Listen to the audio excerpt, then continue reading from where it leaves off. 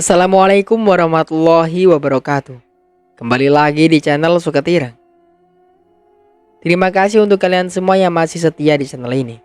Semoga sehat selalu dan semoga diberi kelancaran dalam segala urusannya. Di kesempatan kali ini saya akan bawakan sebuah cerita yang berjudul Barawon.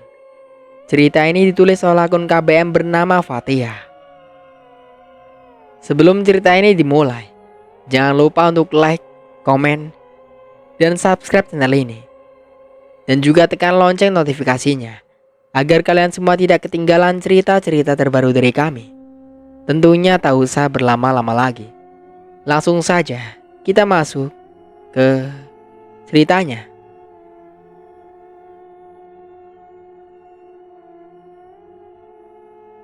Metode astral projection travel biasanya harus berada dalam kondisi relaksasi yang sangat dalam. Maka itulah mengapa Mbah Gor membawa Lasmi ke tempat ini, agar dengan mudah membawa Lasmi kembali ke dunia berada di dimensi waktu atau di zaman modern, dikenal dengan istilah mesin waktu. Itulah kenapa perintah pertama Mbah Buyut Ratna pada Laksmi. Berbaringlah dan mulailah untuk mengencangkan anggota tubuh, lalu meregangkan otot-otot. Mulai dari otot kaki hingga otot wajah. Tenangkan pikiran, pejamkan mata, tapi jangan tidur. Setelah Lasmi mencapai kondisi relaksasi yang sangat dalam, kini saatnya untuk mengontrol nafas. Bernafaslah dengan pelan dan dalam. Rasakan tiap tarikan nafas yang masuk dan keluar dari dalam tubuh. Lakukan terus hal ini sampai merasa telah memasuki dalam relaksasi lebih dalam lagi. Pada poin seperti ini ada dua hal yang mulai harus diperhatikan. Tubuh yang asli dan tubuh astral mulai terpisah. Biasanya ditandai dengan merasakan bahwa tubuh asli rasanya semakin berat dan semakin berat. Rasa seperti inilah seseorang mulai membentuk tubuh astralnya sendiri. Bentuk tubuh astral tidak benar-benar lepas dari tubuh. Ia masih di dalam tubuh. Hanya saja di sini ada permainan gelombang otak. Otak membawa tubuh astral kita menjelajahi dunia kuantum, sebuah dunia yang sangat kecil, bahkan lebih kecil dari debu paling kecil di dunia. Di dunia kuantum ada berbagai macam gerbang dimensi, di mana seseorang bebas kapan saja mengunjunginya, karena di dalam dunia kuantum tidak ada lagi ikatan waktu. Sehingga meskipun rasanya hidup berpuluh tahun dimensi kuantum, tetap saja di dunia hanya seperti beberapa menit saja. Seperti penjelasan para ilmuwan tentang teknik ini, otak kita berada pada titik radiasi tertentu semacam menciptakan sesuatu yang mirip inframerah, yang membuat segalanya yang sebelumnya gelap gulita mulai tampak terlihat detailnya. Biasanya pelakunya mungkin akan merasa berada di sebuah ruang yang disinari cahaya berwarna ungu. Bila terus berkonsentrasi, cahaya-cahaya ungu tersebut semakin memudar menjadi warna putih yang teramat sangat terang. Tetapi apabila semakin berkonsentrasi pada objek tujuan yang sedang dibayangkan, contoh, Lasmi membayangkan menemui Mbah Kawol di masa lalu, maka semakin ia fokus, otak akan secara otomatis mengantarnya masuk ke gerbang tujuannya.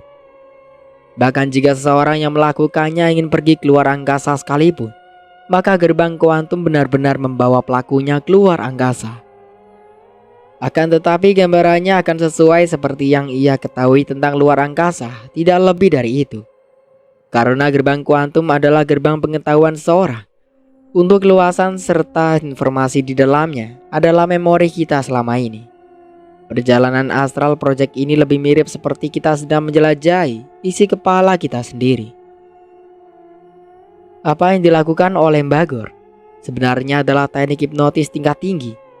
Sebab di zaman modern seperti ini sangat sulit rasanya merealisasikan hal semacam itu. Kebanyakan orang-orang modern menggunakan terapi hipnotis musik yang berjenis binaural beats agar dapat mempermudah seseorang mencapai alam relaksasi yang sangat dalam. Semua orang di dunia ini dilahirkan dengan kemampuan untuk melakukan astral projection travel.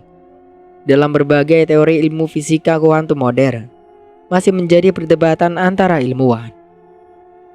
Sinar-sinar foton yang dipancarkan melalui sebuah medium tertentu tidak selamanya penuh dan berhasil. Namun kadang sering terputus-putus tergantung seberapa rileks pelakunya. Hal ini sebenarnya membuktikan bahwa ada inferensi dari sinar-sinar foton di dimensi waktu yang berbeda. Konsep ini pun berkembang ke teori tentang benda yang lebih padat. Beberapa orang menganggap bahwa waktu bukanlah sesuatu yang linier. Artinya tidak ada masa lalu, masa kini, masa depan, kehidupan, ataupun kematian. Sebenarnya ada banyak diri kita yang hidup dalam berbagai dimensi dalam waktu yang bersamaan.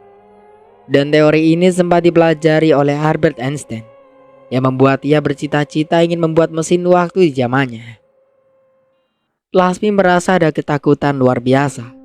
Ia tidak ingin melihat apa yang akan dilakukan analis, karena itu akan membuat hatinya kembali hancur, mengingat kembali kondisi jenazah anaknya Kahina. Dalam ketakutan serta rasa kegamangan, tubuh astral Lasmi tidak kuasa menolak kemana arah tujuan. Kini ia berjalan, mengambil pilihan tubuh astralnya yang bergerak sendiri, mengikuti kemana langkah analis. Perjalanan di dalam dunia kuantum membawanya jauh melihat-lihat sisi lain kota Surabaya pada zaman kolonial Hindia Belanda. Semua terlihat nyata. Lasmi merasakan dirinya juga hidup di zaman itu. Surabaya era 80 dan Surabaya era abad 18. Semuanya berbalik berbeda jauh dengan zaman saat ini. Jalanan masih dipenuhi oleh tanah-tanah kering berbatu serta berdebu. Pohon-pohon mahoni raksasa tumbuh berjejer di sepanjang jalanan. Zaman itu tidak ada bau knalpot, hiruk-pikuk suara kendaraan berlalu lalang. Surabaya dulu bagaikan kota di tengah hutan yang sejuk dan rindang. Suara detak kaki kuda terdengar berderap. Lasmi hanya duduk berdiam diri sambil menatap wajah analis dengan sinis. Suara mesin lucu sesekali terdengar. Begitu juga lalu lalang pedagang yang membawa barang pikulan, menawarkan dagangan kepada para pemuda-pemuda pelajar Jawa. Di sudut jalan Lasmi melihat seorang pedagang tua yang kelelahan duduk di bawah pohon. Tanpa mengenakan baju, hanya bertelanjang dada, wajahnya seakan menatap penuh harapan. Di saat benda yang ia tumpangi melaluinya, mungkin dalam pikiran lelaki itu, apakah orang seperti dia bisa memiliki bendi mewah seperti yang saat ini ditumpangi dirinya dan analis? Sebuah restoran beton dengan bangunan khas Belanda berdiri kokoh di sisi kiri jalan.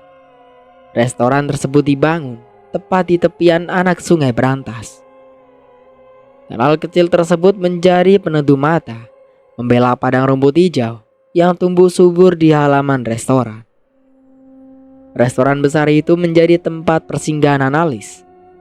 Teras yang luas serta bangunannya besar menandakan hanya orang elit saja yang bisa makan di tempat sebagus itu. Restoran itu awalnya milik keluarga besar analis. Bisnis restoran diwariskan secara turun-temurun kepada anak tertua. Tiap bagian ruangan diisi oleh 4 kursi di setiap meja, dan restoran itu dipenuhi oleh berbagai macam makanan lokal khas Jawa, mulai dari pecel, gado-gado, bakaran sampai beberapa masakan berkuah santan. Menu utama yang terkenal dari restoran itu adalah rawonnya. Orang-orang Belanda begitu menyukai masakan khas orang Jawa. Hanya saja selama ini, hanya orang-orang pribumi saja yang berdagang keliling berjualan rawon.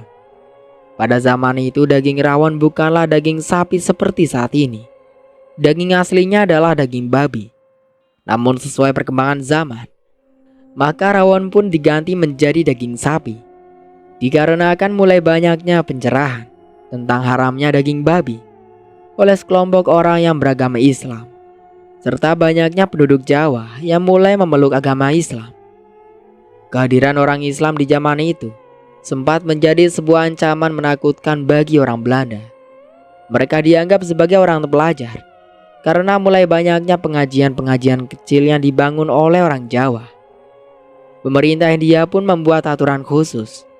Setiap orang yang beragama Islam dan pernah berangkat berhaji Sepulang dari Mekah diwajibkan memakai kopiah putih di kepalanya saat keluar rumah. Tujuan dari aturan tersebut adalah untuk memudahkan kontrol pemerintah Hindia Belanda terhadap orang Jawa yang pulang dari tanah Arab. Mereka dianggap sebagai masyarakat terpelajar dan ucapan mereka dianggap berbahaya. Maka dari itu, kaum terdidik dari Arab setiap nama depannya wajib disematkan gelar haji. Dan sampai sekarang gelar itu melekat dalam budaya masyarakat Jawa dan Melayu. Siang itu para petinggi VOC sedang berkumpul. Mayoritas dari mereka berambut pirang, meski ada sebagian berambut hitam. Mereka makan siang sambil membahas sebuah rencana. Adanya keinginan mendirikan sebuah logi. Sebab di Eropa pada masa itu, kaum elit mulai berlomba-lomba membuat persatuan logi. Sehingga kaum elit Belanda pun merasa di Surabaya harus didirikan logi untuk mengumpulkan seluruh orang kaya di Pulau Jawa. Tujuan utama dari mendirikan logi ialah untuk menyebarkan sebuah ajaran baru, yaitu tatanan dunia baru.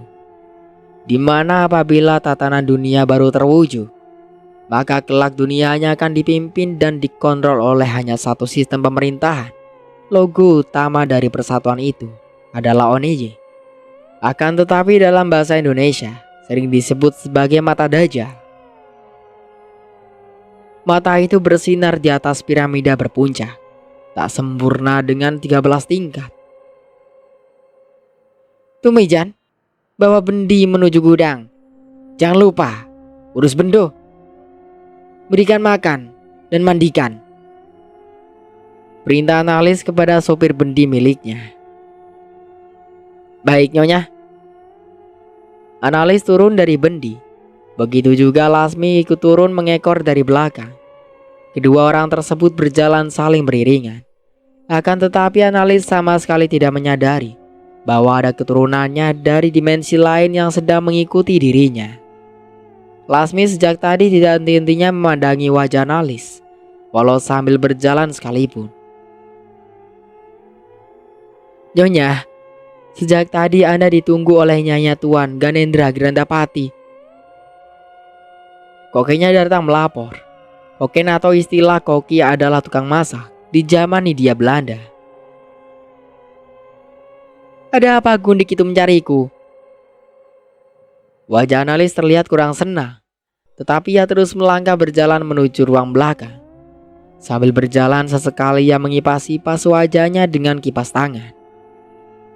Sesampainya di ruang belakang, Lasmi mendapati Nyai yang disebut oleh Koken analis tadi. Nyai tersebut duduk bersimpuh di sebelah kursi. Ada apa? Tuanmu menyuruh mendatangiku? Tanya analis. Tatapan matanya memancarkan rasa benci yang dalam. Saya hanya menyampaikan pesan dari Tuan Ganendra Grandapati, Nyonya. Pesan apa? Wanita yang disebut Nyai itu bergeser dari tempatnya duduk, kemudian perlahan berjalan namun tetap dengan posisi bersimpuh. Wajahnya sama sekali tidak melihat sedikit pun ke arah muka analis. Sebab sebagai seorang Nyai peliharaan tuan rumah, rasanya tidak pantas berbicara dengan saling bertatap muka pada Nyonya yang berstatus sebagai istri sah dari tuannya, apalagi ia hanyalah seorang gundi.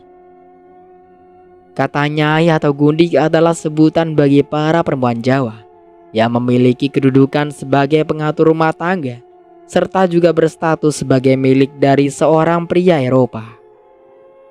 Selain mengatur rumah tangga, Nyai juga memenuhi kebutuhan seks laki-laki Eropa yang berstatus tuannya, serta menjadi ibu dari anak-anak hasil hubungan tersebut. Mereka yang berstatus sebagai Nyai seringkali hanya dijadikan pemuas nafsu oleh laki-laki kaya yang pada masa era kolonial tanpa dinikahi. Namun praktek itu dianggap legal dan diizinkan oleh negara. Negara hanya melindungi status hukum si anak saja karena memiliki darah dari orang Belanda. Sedangkan si Nyai tidak lebih hanya sebagai budak, hanya saja memiliki status yang lebih tinggi daripada seorang pembantu, di mana seorang gundik atau Nyai secara tidak langsung menjadi tuan kedua setelah si tuannya. Secara nasib memang jauh lebih baik ketimbang jadi buruh atau pembantu, karena memiliki kedudukan yang tinggi. Bila panggilan nyonya untuk menir Belanda, maka untuk wanita Jawa dipanggil dengan sebutan nyai. Awalnya gundik selir atau nyai hanya dimiliki oleh kalangan laki-laki asal kerajaan Belanda. Akan tetapi lama-kelamaan prakteknya semakin merebak. Bahkan sudah diadopsi oleh beberapa laki-laki Jawa kaya raya. Apa saja yang saat itu menjadi kebiasaan orang-orang Belanda dan dianggap terpelajar dan keren, seringkali diikuti oleh pemuda lokal yang kaya raya. Analis membaca kalimat demi kalimat yang ditulis oleh Raden Ganendra Grandapati. Dalam suratnya, Ganendra dengan terang-terangan mengajaknya untuk kembali lagi bersatu dalam satu rumah, untuk memulai kembali hidup berkeluarga normal untuk yang kedua kalinya. Gundik? Iya nyonya. Berapa orang sekarang, silir Ganendra? Hanya saya sendiri nyonya. Bilang dengan tuanmu, suruh dia mendatangiku malam ini, di rumah ini. Katakan, aku menunggunya. Baik nyonya. Nyai yang malah itu pun pamit pulang. Namun tubuh dari Laksmi justru tanpa terkontrol ikut menemani Nyai itu berjalan. Nyai atau Gundik itu berjalan meninggalkan rumah besar milik Analis. Ia juga menggunakan transport kereta milik keluarga Ganendra, yaitu mobil yang disetir oleh seorang supir. Sesampainya di rumah, Nyai akan menyampaikan pesannya pada tuannya, bahwa Raden Ganendra disuruh untuk mendatangi Analis, serta menyampaikan surat dari Analis pada Ganendra Grandrapati. Raden Ganendra Grandrapati sedang bersenang-senang dengan beberapa orang pelayan. Seketika menghentikan aktivitasnya, ia pun menyuruh semua pelayan yang sejak tadi melayaninya untuk segera keluar dari ruangan pribadi miliknya. Ada pesan apa, Nyai? Analis istrimu menyuruhmu untuk mengantarkan surat ini. Sini. Perintah Ganendra Grandrapati. Ia sama sekali tidak beranjak dari tempat duduknya, menyuruh nyainya datang mendekat untuk menyerahkan surat dari Analis. Semua isi dalam surat ia baca dengan sesama serta teliti. Ada beberapa permintaan yang diajukan Analis padanya. Malam itu juga, Analis meminta Ganendra untuk datang menemuinya dengan membawa gundik kesayangan si suami. Malam itu akan ada acara pertemuan kaum elit Surabaya untuk melakukan ritual penting. Ganendra Grandrapati tertawa terbahak-bahak. Ia bahagia bukan kepala. Ia pun mempersiapkan diri secara khusus untuk kedatangannya pada pertemuan loge. Nyai. Ganendra memanggil si Nyai yang sejak tadi masih berada di ruangannya. Iya Raden. Lama sekali kamu tadi. Kemana saja? Saya lama menunggu Nyonya Analis datang, sahut Nyai. Kamu tidak bermain serong dengan sopirku kan? Ganendra menuduh nyainya. Tidak Raden, tidak. Saya tidak melakukan kecurangan apapun di belakang Raden. Wajah Nyai terlihat ketakutan. Ganendra justru tertawa terkekeh melihat wajah nyainya ketakutan. Sini manis, pinta Ganendra pada Nyai. Iya Raden. Sudah berapa lama kamu menjadi nyaiku? 1 tahun Raden.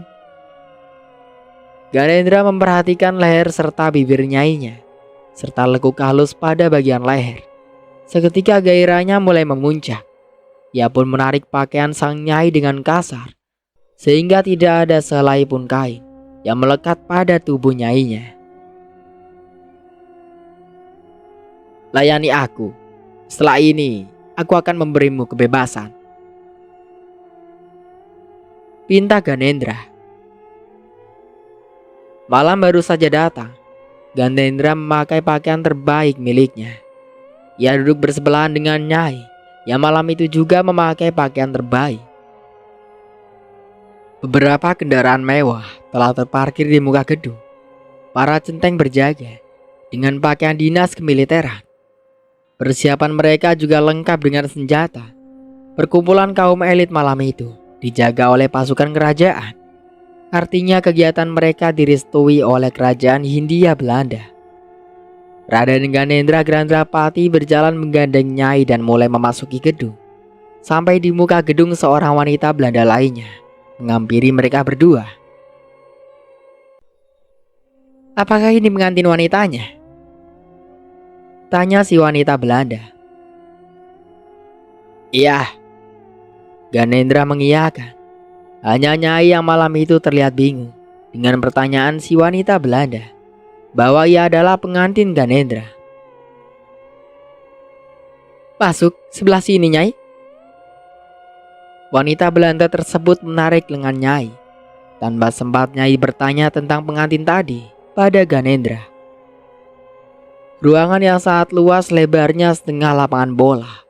Di tengah-tengahnya dipersiapkan sebuah jamuan makanan untuk tuan-tuan besar yang berasal dari kaum Mindri Belanda dan para lelaki kaya raya Jawa. Malam itu mereka akan mencetuskan sebuah perkumpulan rahasia. Mereka membentuk sebuah kerajaan baru. Kerajaan yang anggotanya hanyalah kaum elit sosial, tanpa memandang ras, warna kulit, status, serta golongan. Syarat utama untuk masuk loge ini ialah mereka harus memiliki status sosial tinggi, baik itu di kalangan masyarakat ataupun di kalangan pemerintah kerajaan Hindia Belanda. Tujuan utama dari berdirinya persatuan loge ini ialah untuk membentuk kerajaan sang mata satu di seluruh dunia. Freemason atau Freemasonry, beda nama tapi satu organisasi. Di zaman dunia modern seperti ini, cerita tentang perkumpulan rahasia ini kerap dianggap hanya kisah dongeng belaka. Namun percaya atau tidak, kaum Freemasonry benar-benar ada dan keberadaannya mempengaruhi kebijakan dunia hingga saat ini. Nama lain mereka di Eropa dikenal dengan gagasannya yang bernama New World Order atau tatanan dunia baru. Itu adalah merupakan bagian dari agenda. Target dan tujuan utamanya ialah ingin membentuk loge-loge terdahulu yang sudah lama ada di beberapa bagian dunia. Tujuan dari mereka adalah ingin menjadikan dunia ke dalam tatanan baru, sebuah dunia dengan sistem yang baru, dunia yang dapat mengontrol setiap pemerintah di seluruh dunia. Bukan hanya mencakup pemerintah saja, namun mereka juga ingin menguasai agama, ekonomi dalam satu kendali. Dalam ruang perjamuan telah duduk 14 orang pertama yang akan menjadi bagian dari berdirinya loge ini di kota Surabaya.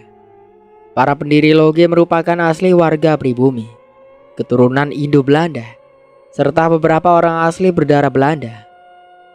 Pemimpin jamuan sekaligus pemimpin ritual mereka adalah Petrus Willeken.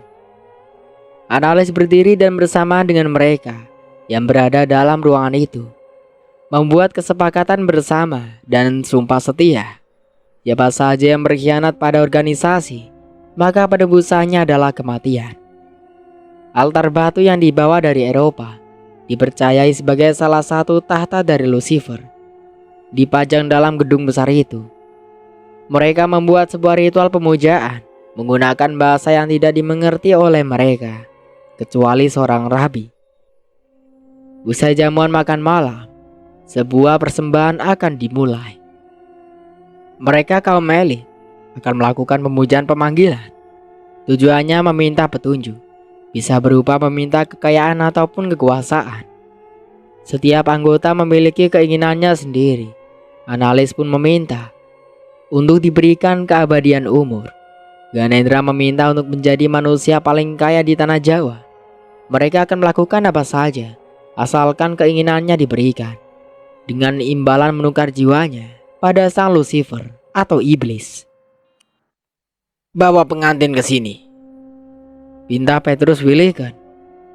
Seorang wanita masuk ke dalam ruangan dengan kondisi bertelanjang bulat. Wanita itu adalah Nyai Gundik dari Ganendra Grandrapati. Kedatangannya diminta secara khusus oleh Analis.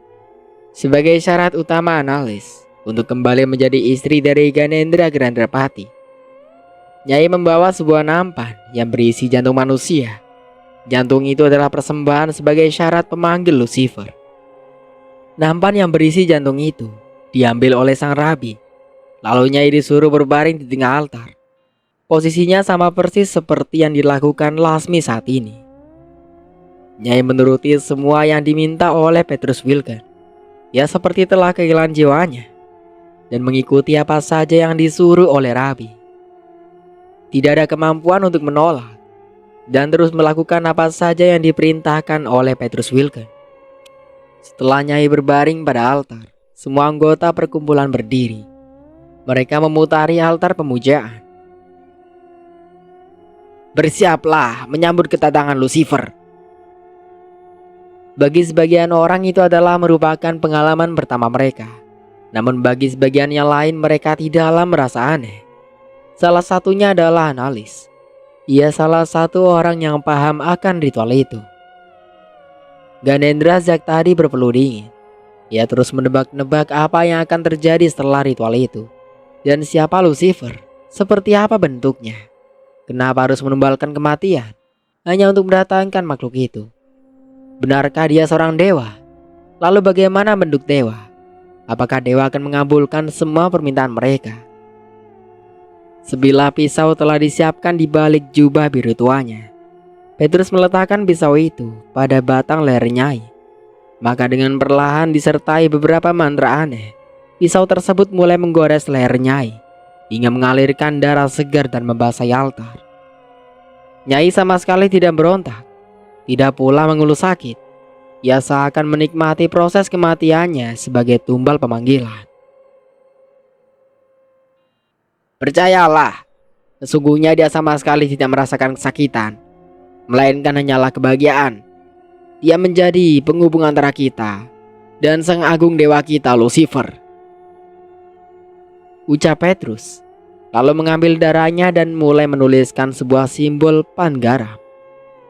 Sebuah lambang berbentuk bintang segi 6 menggunakan tinta darah. Kemudian menempelkannya persis di atas dada Nyai yang saat itu sudah tidak bernyawa lagi. Petrus lalu menghidupkan 6 buah lilin, lalu menaburi darah Nyai dengan garam dan arang. Di dalam lambang pentagram, para anggota yang tadinya berdiri mengikuti semua yang dikerjakan oleh Petrus Wilken.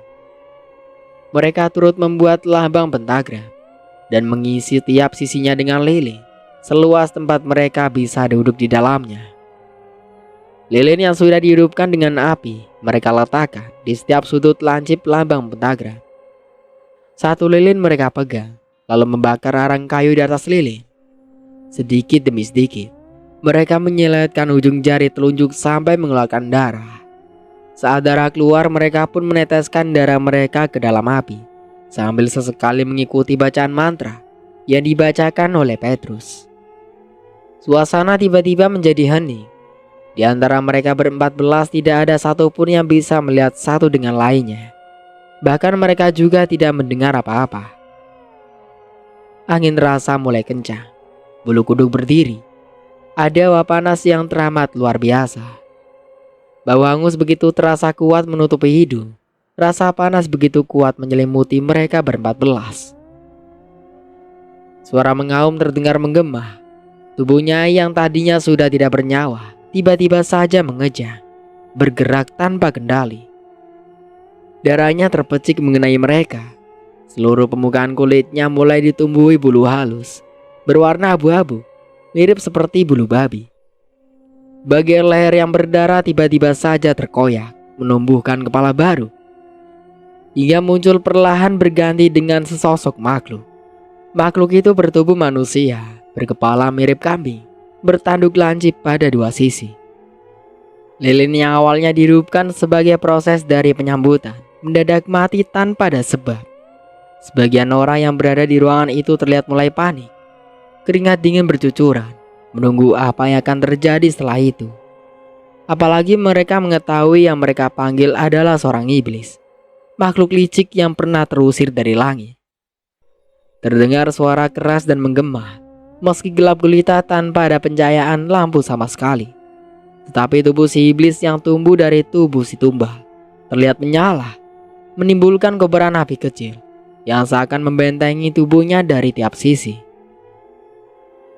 Jin sejatinya memang diciptakan dari api yang panas. Untuk membedakan jin asli dan hantu hasil dari imajinasi otak dapat dilihat dari bekas jejaknya. Contoh, apabila jin yang menyerupai wujud manusia, perhatikan jejak kakinya. Apabila terlihat tanda gosong bekas terbakar, atau kursi bekas ia duduk apabila terlihat seperti hangus akibat terkena api, maka dipastikan bahwa makhluk itu benar-benar jin. Berbeda halnya dengan hantu hasil imajinasi otak. Tidak ada bekas apapun yang tertinggal pada jejaknya. Sejatinya hantu memang tidak ada, sekalipun ada. Sekali lagi saya katakan bahwa itu hasil ciptaan imajinasi dari otak. Lasmi yang berdiri di antara mereka dapat melihat dengan begitu jelas seperti apa bentuk dari perwujudannya. Saat melihat wajah makhluk tersebut, ternyata berbeda jauh dari cerita yang digambarkan ataupun yang diceritakan oleh orang tua zaman dahulu. Iblis selama ini selalu digambarkan dengan bentuk yang seram. Sebenarnya bukanlah seram melainkan jelek. Tidak akan membuat orang takut. Bahkan sebaliknya justru bagi orang yang memiliki kelemahan iman, akan ada timbul rasa menyukai dan cinta terhadapnya. Tampilan secara fisik dari kaki sampai leher memang berbentuk manusia, berjenis kelamin wanita. Karena tubuh yang dipakai oleh si iblis memang tubuh dari si Nyai. Sedang bagian leher sampai kepala, wajahnya begitu mirip seperti kambing, bertaring bermata putih. Ke-14 orang pemanggil, mereka serentak berdiri menuju sang iblis dengan berbagai macam pujian yang agung. Mereka para kaum terpelajar dan kaum elit menghambakan diri mereka. Lalu mereka pun saling mengucapkan permohonan, sebagaimana permohonan seorang hamba pada tuannya, atau seorang manusia pada dewanya. Sang iblis yang tengah duduk bersila di tengah-tengah altar mendengarkan semua permintaan para pemanggilnya. Suaranya apabila berbicara terdengar menggema, terkadang juga mengaum seperti mana auman seekor singa. Sebagian di antara mereka meminta kedudukan, kekayaan, keabadian, kecantikan, serta keagungan bahkan kecerdasan. Semua berebut membuat kontrak perjanjian pada sang iblis bahwa mereka mengimani satu kekuatan, satu mata yang mereka sebut Sang Agung bermata satu. Semua yang berkumpul adalah mereka ahli dalam berbagai bidang ilmu. Mereka menyebut diri mereka sebagai orang pilihan dan setiap cabang ilmu memiliki satu wakil. Bila ia seorang ahli bangunan atau arsitek, biasanya ia akan menyelipkan simbol-simbol mata satu sebagai identitas dari penghambaan. Itu semua adalah bagian dari perjanjian mereka pada sang mata satu. Tujuannya untuk melahirkan energi sihir yang kuat sebagai penyambutan kedatangan si mata satu. Simbol-simbol tersebut bukan hanya simbol belaka, namun juga terkandung energi sihir untuk merusak akhlak serta akidah manusia. Mereka membangun tujuan baru, yaitu agama kebebasan, di mana manusia boleh lepas dari aturan agama serta hakikat keimanan. Jika setuju dengan perjanjian, maka sebagai timbal balik dari perjanjian, biasanya mereka akan meminta kekayaan serta kejayaan karir. Apabila mundur membatalkan perjanjian, maka tebusannya adalah kematian. Sang iblis sudah datang, akan tetapi dua mereka mengarah pada sang mata satu. Setiap anggota mewakili setiap pekerjaan. Semua memiliki porsinya masing-masing, agar mereka dapat mengatur hidup dan tujuan manusia. Kegiatan pemujaan seperti itu bukan hanya terjadi di masa lalu saja, tetapi juga di zaman modern seperti saat ini. Semua orang satu persatu mulai mengajukan permintaan, termasuk analis. Kala itu ia mengajukan permohonan pada si iblis. Ia menunduk melangkah maju, sebagaimana seorang rakyat pada rajanya. Wajah sang iblis terlihat bahagia, senyumnya seakan penuh kelicikan. Iblis merasa menang karena manusia yang menghadapnya telah tunduk dan akan menjadi pengabdi setianya. Aku meminta keabadian pada sang abadi. Pinta analis. Wajahnya memandang sang iblis penuh harap. Tidak ada keabadian untuk manusia. Yang ada hanyalah umur yang panjang. Karena tubuh kalian akan terus menua. Hanya kami kaum jin yang bisa memiliki keabadian umur sampai kiamat nanti. Jika begitu, aku meminta umur yang panjang. Umur panjang untukmu akan diberikan. Berapa umur yang aku dapat? Seberapa lama kamu ingin hidup? Ratusan tahun. Kamu akan mendapatkannya, wahai manusia. Tersenyum analis. Kemudian ia memuji si iblis dengan berbagai pujian. Apa syarat yang harus kulakukan, wahai sang abadi? Aku akan datang menemuimu untuk menyampaikan syarat umur panjang. Petrus Wilke terus membaca mantra. Ia masih tegak berdiri di tengah lambang pentagram, dengan lampu-lampu lilin yang kembali hidup dengan sendirinya. Satu persatu permintaan kaum elit yang hadir di acara pemujaan dipenuhi. Meskipun tidak langsung, tapi sesuai janji sang iblis, mereka akan menerima hadiahnya saat pulang kembali ke rumah. Semua permintaan telah usai diajukan. Jantung manusia yang tadi dibawa untuk hadiah pada sang iblis lenyap begitu saja. Bersamaan lenyapnya sang iblis dari pandangan mata mereka.